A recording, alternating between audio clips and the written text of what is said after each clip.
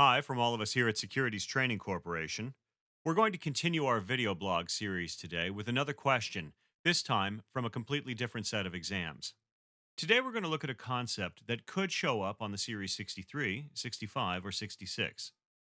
If this is the first video blog you've seen from us here at STC, I want to tell you a couple of quick things before we talk about the question itself. As we go through the question, I'm assuming you've already had a chance to read the study materials.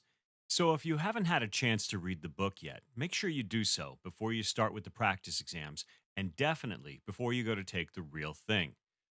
We believe you'll be much happier after your real exam if you've read the entire book as well as taken all of the practice exams.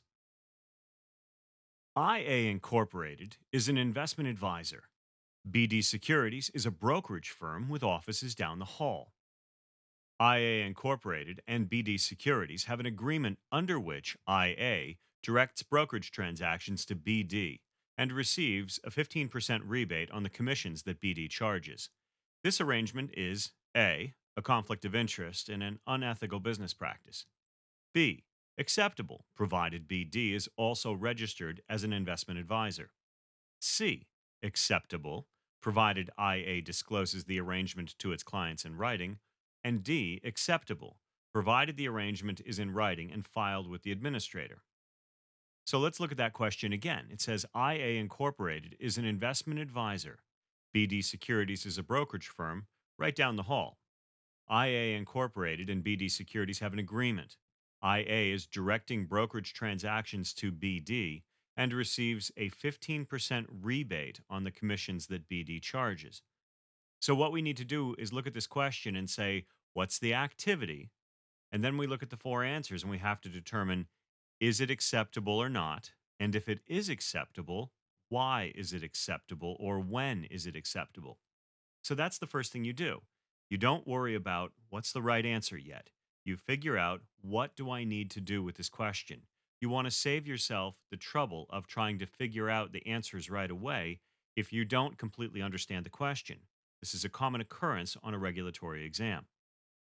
So if IA is an investment advisor and BD Securities is the broker dealer, IA is directing all of the trades that it may need to make on behalf of a client or perhaps for itself to BD Securities. Now, BD is rebating them 15% of the commissions that the BD charges.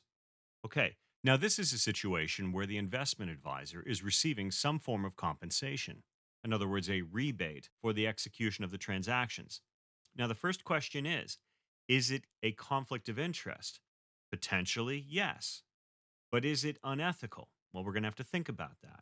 Continuing on the list of questions, there were three choices that all said acceptable.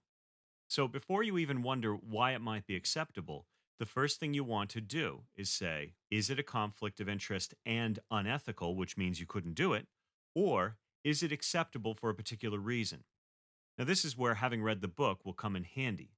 Because if you look at the situation and you remember from the reading what the rules are, you would know that A is not going to be the right answer.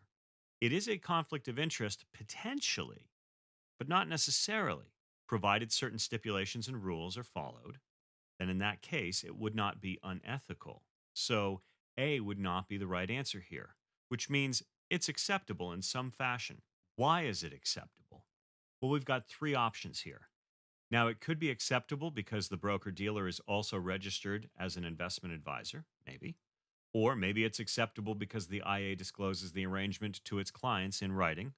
Or D, it's acceptable because the arrangement is in writing and filed with the administrator. Now, as you look through these choices, just like the real exam, there's probably another answer that you can say is not the right answer. So let's take a look. Acceptable provided the broker dealer, or BD, is also registered as an investment advisor. Well, that's not true. That is not true. The BD does not have to be registered as an investment advisor so that it can rebate commissions or a portion of the commissions back to the advisor. That's an irrelevant situation. We wouldn't care about this. So A and B now are both wrong. So now the question is it acceptable as long as the investment advisor is disclosing the arrangement to its clients? Or is it acceptable because they filed it with the administrator? Well, here's the question I have for you. This is where you need to take a little bit of logic into account. Remember from the reading, the whole purpose of these regulations is to protect investors. So, as a result, if you weren't sure, you could look at this and say, file paperwork with the administrator or disclosing a potential conflict of interest to clients in writing, which is most likely going to be the right answer. Most likely, it is more important to disclose risk and conflicts of interest to clients than to file a piece of paper with an administrator of the state.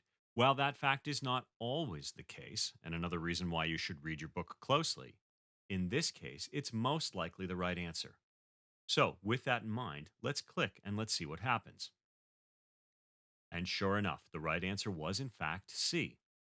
The NASA Model Rule on Unethical Business Practices of Investment Advisors, Investment Advisor Representatives, and Federal Covered Advisors states that an investment advisor must disclose all conflicts of interest in writing to clients. These conflicts include the scenario described in this question, where the investment advisor or any of its employees is receiving compensation, in other words, a rebate in this case, for the execution of client transactions. So, again, this was a combination of understanding what is the question asking, and two, making sure you've read the material so that you would have enough knowledge of the rules to answer the question properly. While it could be a conflict of interest, as long as it was disclosed in writing to clients, it was okay. Thanks for watching the video. We hope you found it helpful. Keep in mind, we'll be posting video blogs again in the future, and you can always follow us on Facebook, Twitter, LinkedIn, Google, and other social networks. Hope you found this worthwhile. We look forward to seeing you again soon. Securities Training Corporation. Our experience, your success.